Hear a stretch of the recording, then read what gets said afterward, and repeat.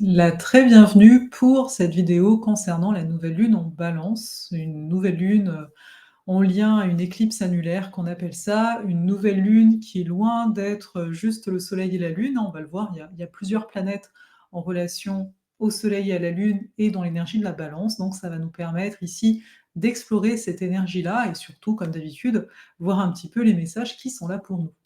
Je suis Farah Sabi, astromage, enseignante d'astrologie et mentor, et comme à notre habitude, on explore, n'est-ce pas, les archétypes du zodiaque, les planètes, pour voir un peu plus concrètement qu'est-ce que ça vient donner dans notre vie.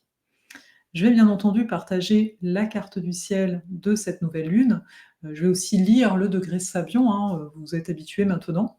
Mais je voulais simplement vous inviter, donc il va y avoir le lien en dessous de cette vidéo, vous inviter à un direct le mercredi 2 octobre, justement, à 20h, heure de France, 14h pour le Québec. Je vais être en compagnie avec Géraldine Heurtfilia, qui est astromage, hein, en ma compagnie.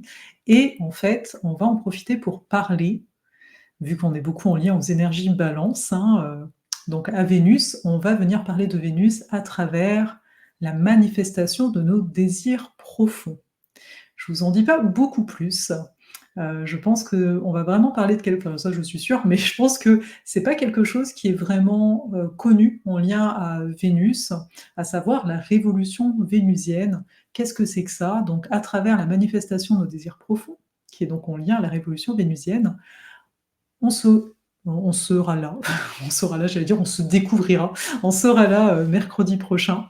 Donc j'espère que vous allez être au rendez-vous. Oui, bien sûr, il y aura un replay, mais voilà, invitation lancée. Cela étant dit, je vais vous partager la carte, mais on va d'abord lire le degré Sabian de cette nouvelle lune. Donc on est au 11e degré de la Balance. Alors c'est sûr que si vous avez des planètes au 11e degré de la Balance, du Bélier, du Cancer ou encore du Capricorne, vous êtes impacté d'une façon particulière, hein, dépendant des planètes qui vont être là, mais soyez attentifs. Donc ça veut dire quoi, ce 11e degré de la Balance? C'est un professeur lorgne ses élèves par-dessus ses lunettes. Donc j'aurais dû prendre des lunettes, hein, mais là j'en ai pas. Donc un professeur lorgne ses élèves par-dessus ses lunettes. Donc on a ce rapport professeur-élève. Donc on est ici dans une connexion en lien à l'enseignement. Alors vous allez peut-être me dire, mais c'est quoi le lien entre la balance vénusienne, etc., et le professeur? Le professeur, il enseigne, mais au-delà de la connaissance qu'il enseigne, il enseigne ses valeurs. Dans la façon dont il va enseigner, il enseigne ses valeurs. Là, on voit, il lorgne. Tu vois, c'est comme si ça a un peu un côté suspicieux envers ses élèves. Et on va le voir, il y a vraiment beaucoup d'énergie dans cette zone-là de la carte, il y a la lune noire hein, notamment. Donc, pour moi, c'est une indication, déjà d'entrée de jeu avant de regarder la carte, c'est une indication qui vient nous dire à quel point on est pointilleux par rapport à certaines de nos valeurs. Et vu que la balance, c'est le signe de l'altérité par excellence, à quel point peut-être, parfois, on ne voit pas l'autre tel qu'il est, mais tel qu'on aimerait qu'il soit. Et je sais qu'il y a beaucoup de personnes qui ont des énergies balance qui peuvent avoir une tendance à vouloir plaire à l'autre, et donc, à l'inverse, à quel point je vais venir me montrer d'une façon que je pense que l'autre attend de moi. Parce qu'à partir du moment où je suis en attente que l'autre soit d'une certaine façon, ou que moi-même, je me comporte d'une certaine façon parce que je pense que c'est ainsi que l'autre va m'aimer, à partir de là, on ne peut pas être dans une relation vraie. On ne peut pas être, on a le nœud nord, hein, oublions pas, en bélier, on ne peut pas être dans notre vérité, Vénus est en scorpion, on ne peut pas être dans notre vérité, on n'est pas franc, et donc on n'existe pas d'une certaine façon. Si ici on parle d'une éclipse, c'est parce que le nœud sud en balance, il n'est pas loin du soleil et de la lune. Et je vais vous montrer ça tout de suite, dans quelques minutes, quoi. Alors, voyons ça ensemble.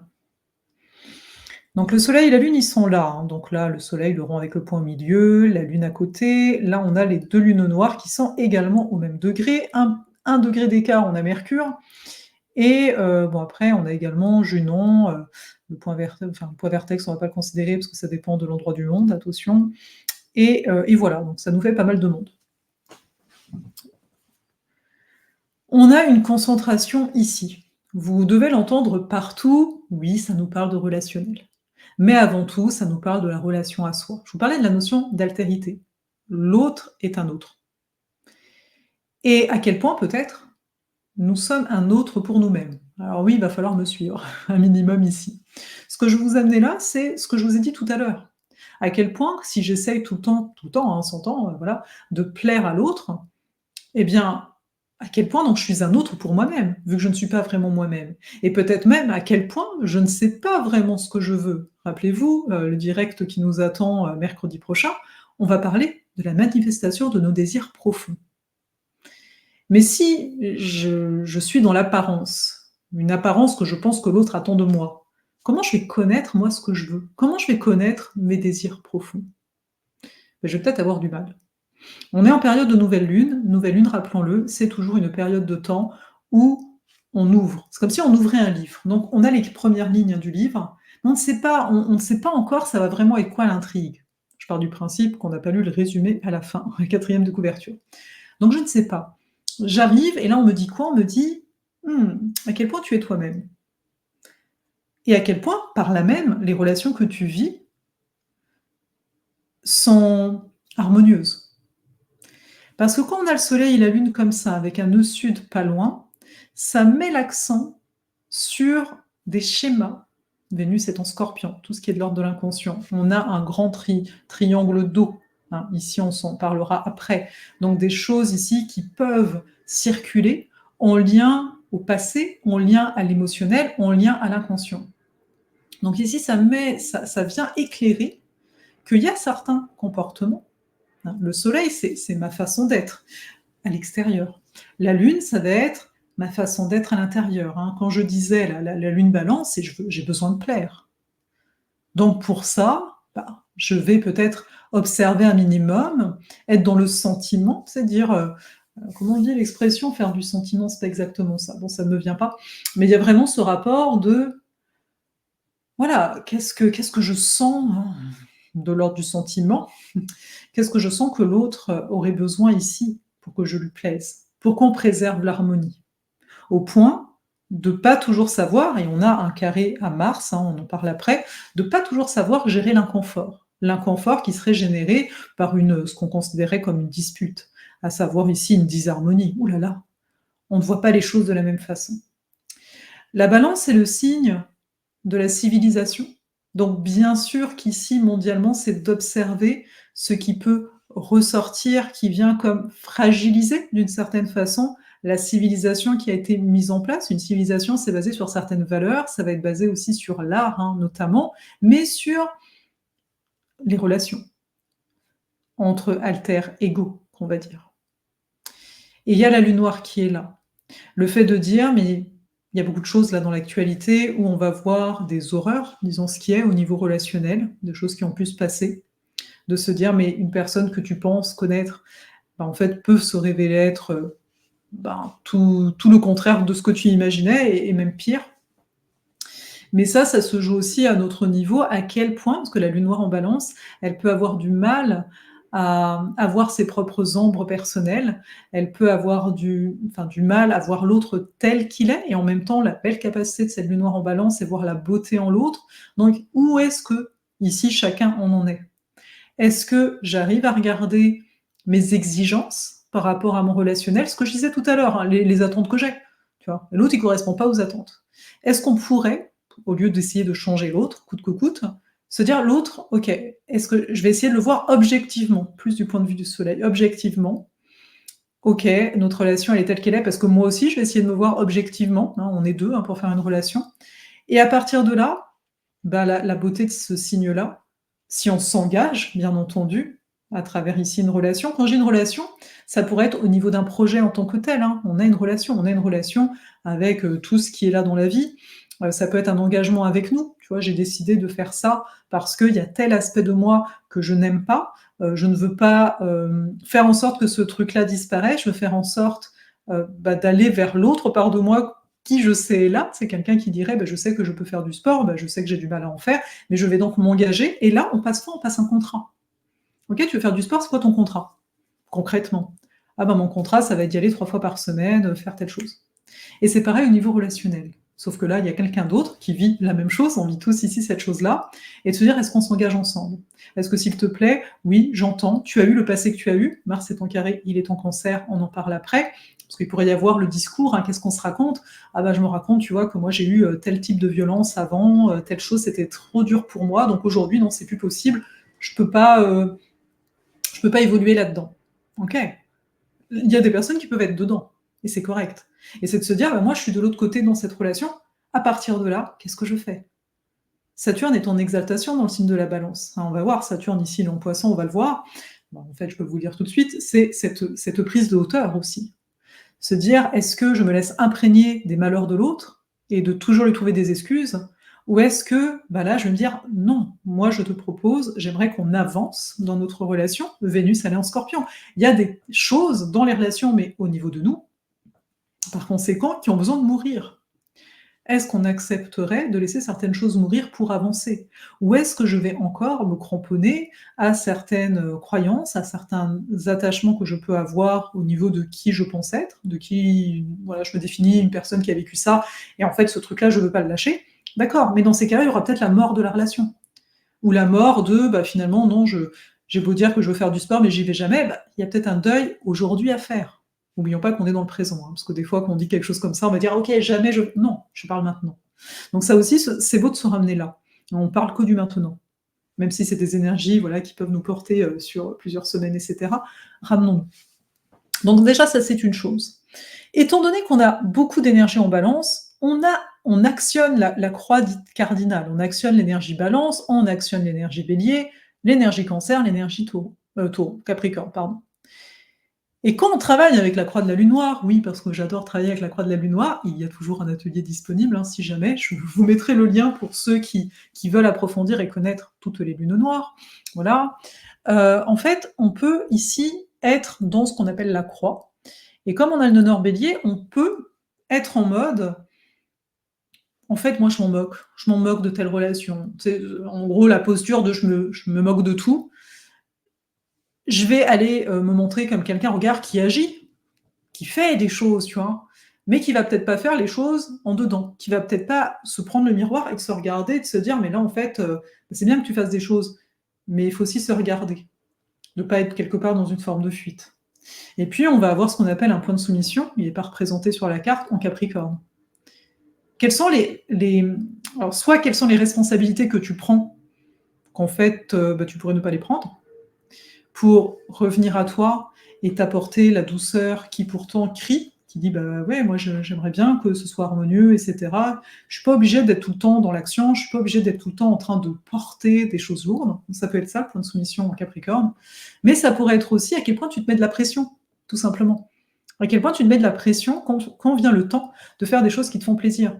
À quel point, là, si quand je suis en train de te parler depuis tout à l'heure, tu penses à une relation particulière, où tu penses à, quand j'ai une relation, encore une fois, c'est peut-être un projet que tu as, où tu te dis, bah oui, c'est vrai que je galère un peu dans ce truc-là, à quel point tu te mets de la pression là-dedans.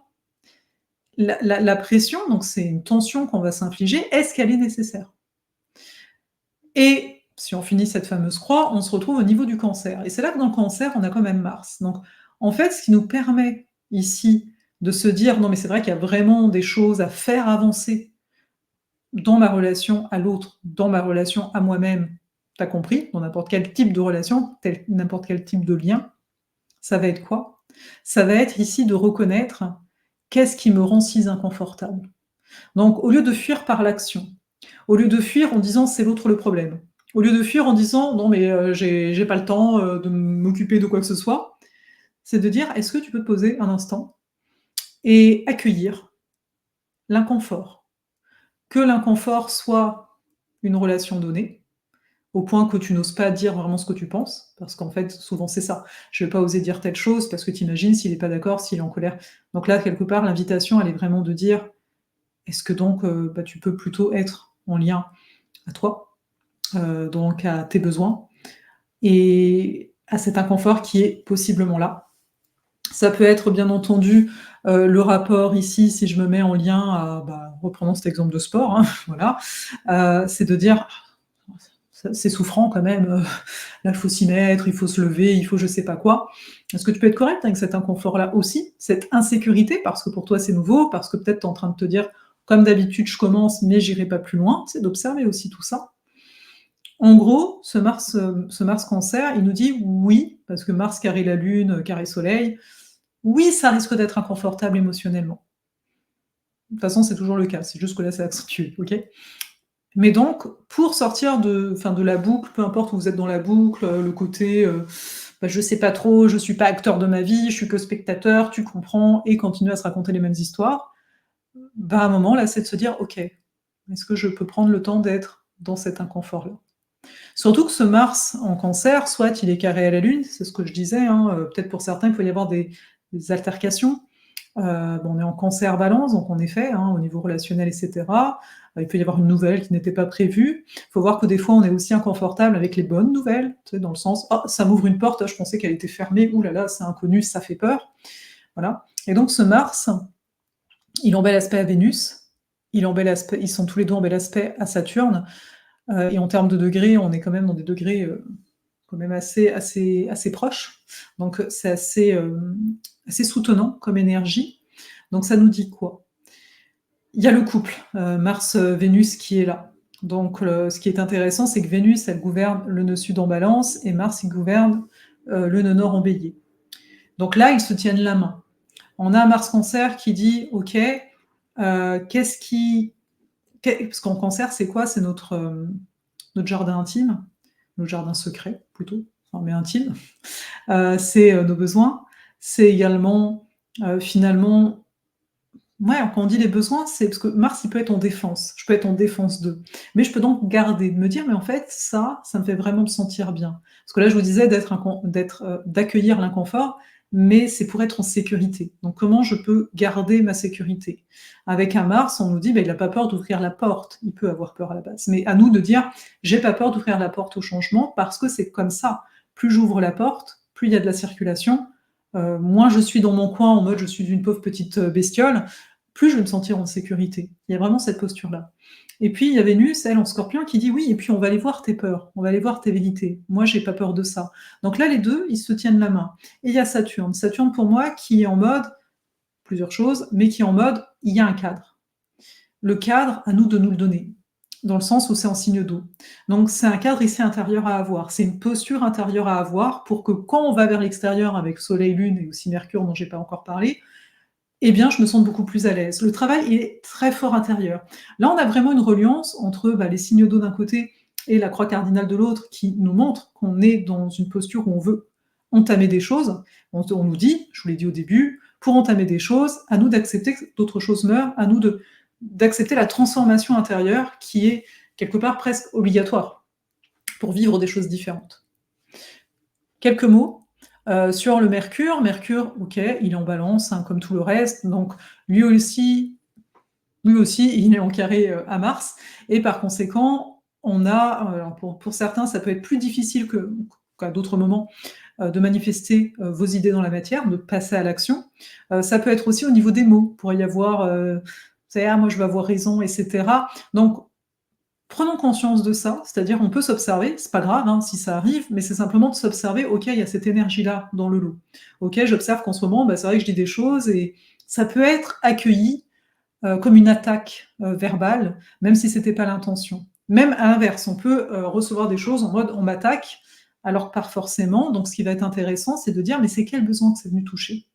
Et potentiellement, vu que la Lune est en Balance, ah, c'est le côté: «Ouh là là, ouais, ça m'attaque parce que j'ai l'impression de déplaire. J'ai l'impression que là, il y a un truc qui marche pas et c'est inconfortable, encore plus que d'habitude». Peut-être pour certains et pour d'autres, c'est peut-être nouveau, cet aspect-là. On a également, Jupiter est toujours en Gémeaux. Il s'éloigne, hein, de Saturne en termes de carré, mais c'est vrai qu'il est un petit peu seul, donc là, on voit que c'est comme si j'ai pas envie de dire qu'il est en arrière-fond, parce que ça dépendra de la carte de chacun, mais il est connecté à Mercure Balance. Ouais, donc on n'a pas d'aspect, mais bon, pas d'aspect, c'est trop large, mais il y a quand même un aspect de il y a une volonté de progression. hein. Le Jupiter, de toute façon, il va rester longtemps en Gémeaux, c'est un signe, mutable, donc il est toujours là en arrière-fond pour dire: «Tu as des opportunités d'évolution, d'avancement, en fait, à l'intérieur de toi», hein. Les signes mutables, ça fait une transition de quelque chose, donc les opportunités, les portes qui s'ouvrent, on va dire ça comme ça, dans notre vie, que ce soit par de nouvelles rencontres, par de nouvelles connaissances que vous êtes en train d'apprendre, voilà, par, des invitations.